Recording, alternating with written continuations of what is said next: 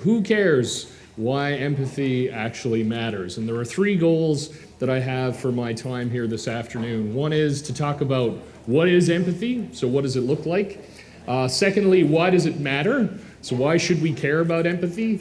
And then the last piece is around how can we actually exhibit empathy as leaders within our organizations. So what is empathy? So if you look at the definition of empathy, four key components, four crucial components here. Number one, perspective taking, the ability to take the perspective of another person. So step outside of ourselves and actually look at things through someone else's point of view.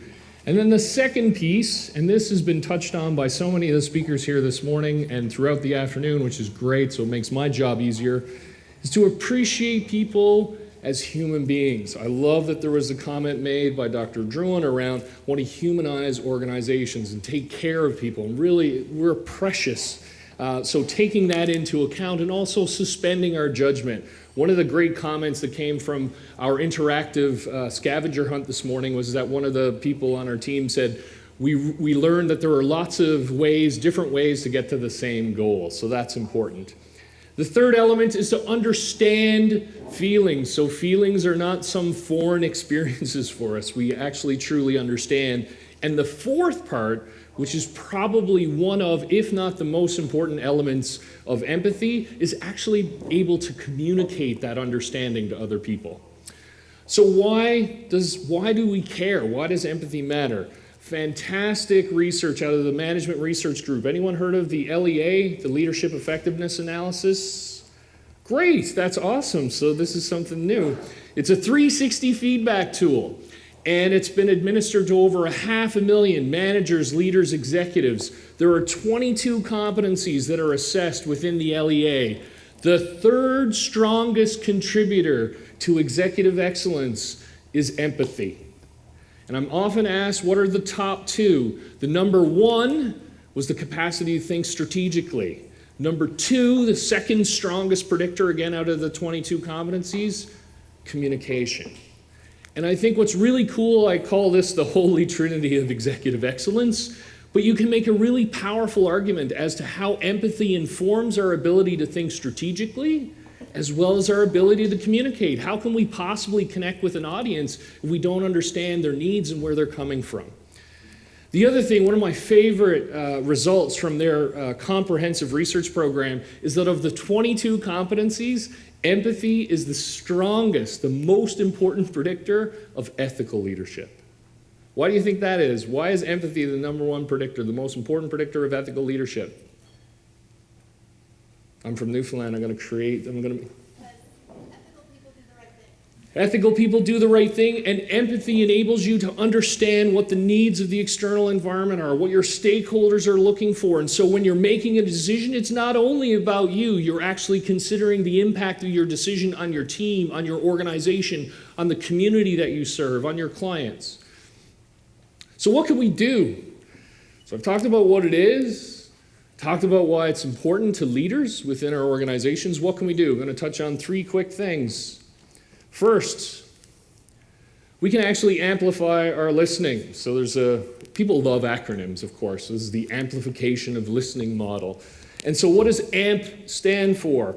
The first one is ask. One of the groundbreaking findings in psychology was when they were saying, hey, I wonder what people are thinking or feeling. Someone actually said, why don't we just ask them? What an amazingly innovative concept. So it's important to ask questions. We can unlock other people's perspectives. And again, it came out time and time again in the talks today, as well as on the panels. Let's create opportunities for conversation and ask questions and be curious. The second one is to mirror. So mirror people's body language and mirror what we see. This can be a particularly powerful strategy to have a difficult conversation. Sometimes we're uncomfortable about talking about the things that matter most, but we're not sure how to do it. So a great way for us to demonstrate empathy is to say, hey, Melissa, I hear you say that everything's okay, and based on your reaction, I'm not sure that's the case. Am I misreading something here? So again, it opens up that conversational pathway. Third element is to paraphrase. Colleague of mine was brilliant at misparaphrasing people. It was awesome. She'd get about 90% of it right, but there was 10% of it wrong.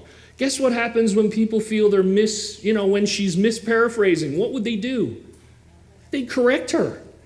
And then what was great was she would use this strategy brilliantly when people didn't want to talk to her. Because what would happen was when she'd get 85 to 90% of it right, they'd want to fill in the blanks and then spend way more time talking about stuff than what they wanted to in the first place. Paraphrasing. And the last one is priming. If we know or if we feel we have a strong hypothesis we're going to enter into a difficult conversation, it's wonderfully fine to prime it and actually declare it so everyone understands what's happening. Here's another one. I before you.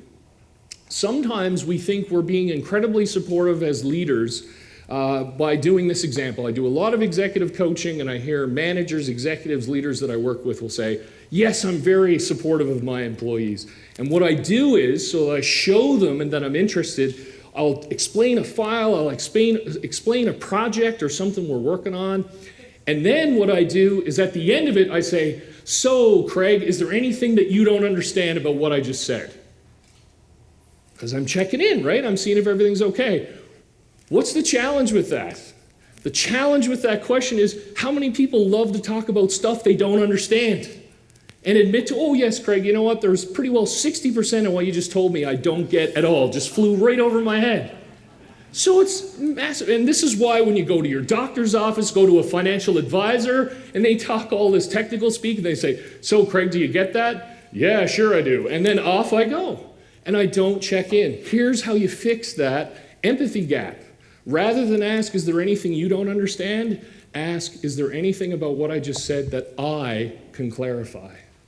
And what's powerful about that is that it takes the onus off the person to actually declare what they don't understand and puts it on me as the communicator because I'm the one delivering the message, so I'm responsible. So don't make the other person responsible. Here's the last one, and this shocks people. Want to be provocative. Break the golden rule, which may seem surprising because the vast majority of people on planet Earth actually say that the golden rule is one of the primary ways that they organize their life, one of their primary life beliefs. What's wrong with the golden rule? What is the golden rule? Yeah, what is the golden rule? And it's not whoever has the gold makes the rules. I hear that one.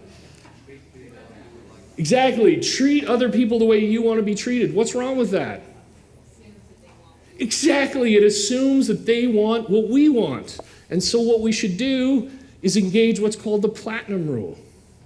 Treat other people the way that they want to be treated. Respect them as human beings and where they're coming from. Perfect example of this. Has anyone been a part of a romantic couple or have observed a romantic couple where one person loves surprises and the other person hates them? What does the person who loves surprises constantly try to do? Convince the other person how awesome surprises are. Does this ever work? No. My favorite example comes from Adam Grant, his book, Give and Take. He talks about research. Anyone gone to a wedding in the last 5-10 years? Right? So what do people do? You know, the happy couple, they have an online gift registry. Here's where you go buy stuff for a wedding. Awesome. So people who know members of the couple and are close to them, what do you think they do? Do you think they actually follow and go on the online gift registry to buy the gift? Of course not. I'm not going to this impersonal kind of place. I'm going to buy something meaningful. I'm going to buy something that represents the depth and breadth of our relationship and all the experiences that we've shared. So when they look at this magical musical candle, they're going to remember me forever and what this relationship has meant. And here's where it gets really interesting. They go and they survey the couples and ask them how meaningful the gifts are, how relevant, how important, how satisfied are they. And guess what happens? What ends at the very bottom of the list? It's the magical musical candles. We get distracted by how awesome it'll make us feel, and we forget about how the person that we're giving the gift to will feel about it. And what's important to us as leaders And research is clear on this, is that we have a bias to reinforce and recognize and reward people the way we want to be rewarded.